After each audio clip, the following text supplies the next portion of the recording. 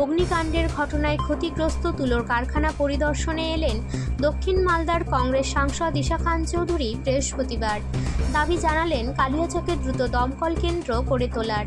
উল্লেখ্য, বুধবার বিকেল আনুমানিক 4টা নাগাদ কালিয়াচক 1 নম্বর ব্লকের শিলামপুর 2 গ্রাম পঞ্চায়েতের পূর্ব বাহাদুরপুর এলাকায় এক তুলোর কারখানায় ভয়াবহ অগ্নিকাণ্ডের ঘটনা ঘটে।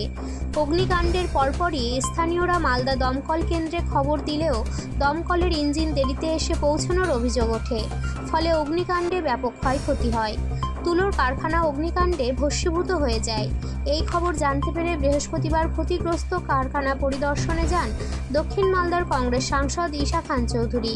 সঙ্গে উপস্থিত ছিলেন কালিয়াচক 1 নম্বর ব্লক কংগ্রেস সভাপতি মিজানুর রহমান সহ অন্যান্যরা। তারা ক্ষতিগ্রস্ত কারখানা মালিকের সঙ্গে কথা বলেন এবং স্থানীয়দের সুরে সুর মিলিয়ে দ্রুত কালিয়াচকে দমকল কেন্দ্র গড়ে তোলার দাবি জানান দক্ষিণ মালদার সাংসদ। একটা বড় আগুন লাগিয়ে হয়েছে আমাদের যেখানে কাপড়ের ফ্যাক্টরি আছে দুটো, প্রায় 50 লক্ষ টাকার মালের নকশান হয়েছে এবং এলাকার মানুষ বেঁচে গেল। একটা কারণ, এলাকার মানুষ, গ্রামের মানুষ নিজে ফ্যাক্টরি আগুনকে থামাবার জন্য ইনভলভ হয়ে গেল। দমকল তো আগুন লাগাবার পরে, আগুন হওয়ার পরে 1 ঘন্টা দেরি করে অনেক টাইম লেগেছে।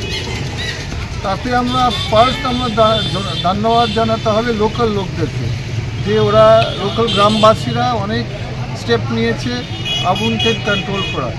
কিন্তু বড় সমস্যা হচ্ছে যে আপনি প্রশ্ন করেছেন, সেটা হচ্ছে যে মাত্র এই মালদা দক্ষিণের জন্য একটা আমাদের গোটা মালদা দক্ষিণ লোকসভা সিট একটা দমকল, এটা কী করে সম্ভব হয় আপনি বলুন। আমাদের মানিকচাকে যাওয়ার জায়গা নেই, কালিয়াচক 1 এই ব্লকটা, সুজাপুর কনস্টিটিউয়েন্সি, আমাদের বয়সটামনাগার এত পিছিয়ে পড়ে এলাকা, বিচ্ছিন্ন এলাকা, আবার মোথাবাড়িতে সব এগুলো তাদের একটা দমকল হচ্ছে ইংলিশ বাজার। এখন একটু জ্যাম যদি হয়ে যায়, একটু ডিলে হয়ে যায়, এরকম অবস্থা হয়ে যাবে, গোটা ফ্যাক্টরি যেমন পুড়ে গেছে।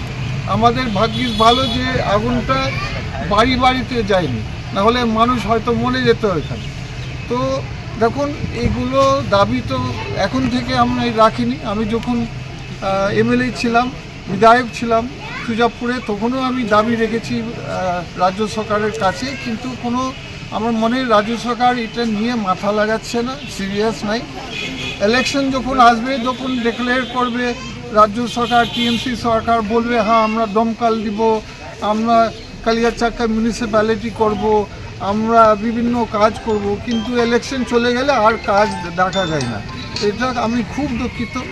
আমি আবার নতুন দাবি করব পাবলিকের কাছ থেকে, কালিয়াচক ব্লক একটা দমকল চায়, আর না হলে এভাবে আর চলতে পারে না। মানুষরা যেভাবে খুব হ্যারাসমেন্ট, অত্যাচার হচ্ছে মানুষের উপরে, তাদের লাইফ রিস্ক, তাদের জীবনের রিস্ক।